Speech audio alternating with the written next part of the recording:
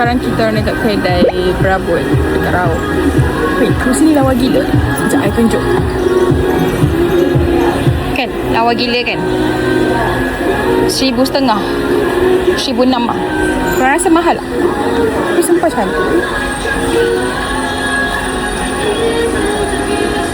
Sumpah cantik. Ui, ada meja makan lah. Panas banget gue. Ni pun 1,500. Cantik lah ni. Harga dia sama dengan sofa yang Ayang duduk tadi. Tapi okey lah. Yo, okey lah.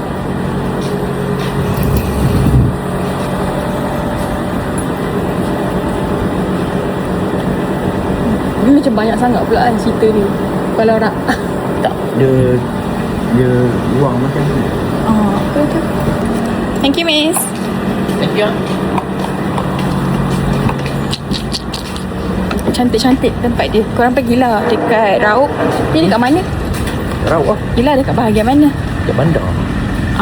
Ya Allah, muka aku. Dekat bandar, guys. Tengok ni, iPhone 17. Dia macam lari-lari kan. Kau kena lock. So sekarang kita nak jalan kaki. Dia tak tahu sombong. Dia tak tahu lah tu. Dia apa? Tahu. Dia perempuan. So sekarang ni kita nak pergi ke Zeus. Dia dekat belakang je. Mak kau takutlah dari sini.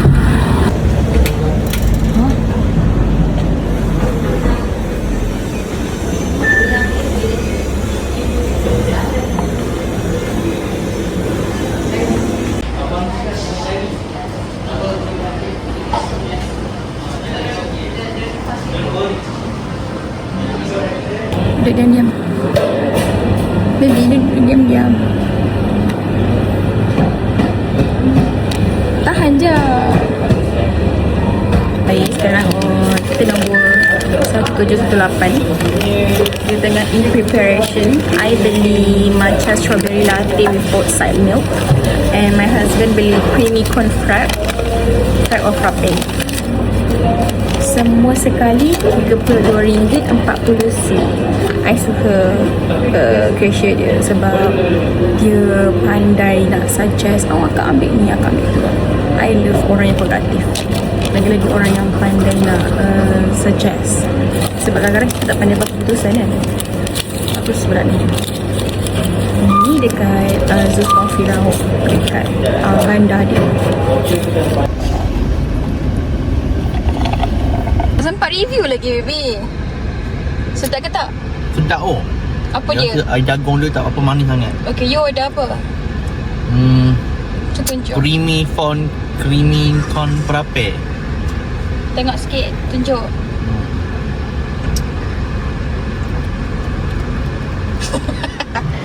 Okay, I order matcha strawberry latte pakai oat milk ke outside milk ni, I don't know.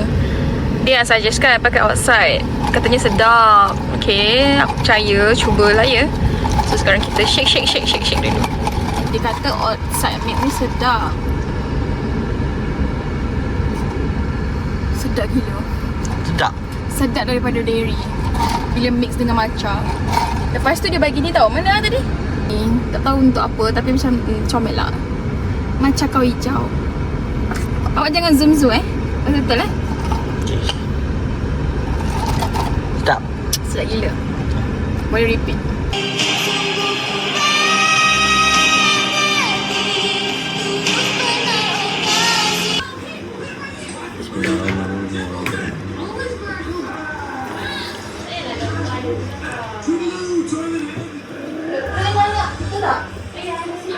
Loh, bila kelas belajar tu?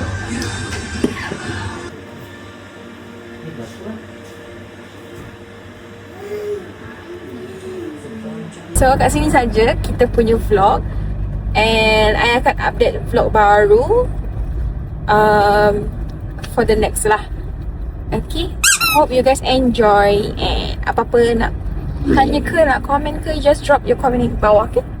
And jangan lupa follow, like and subscribe. Bye.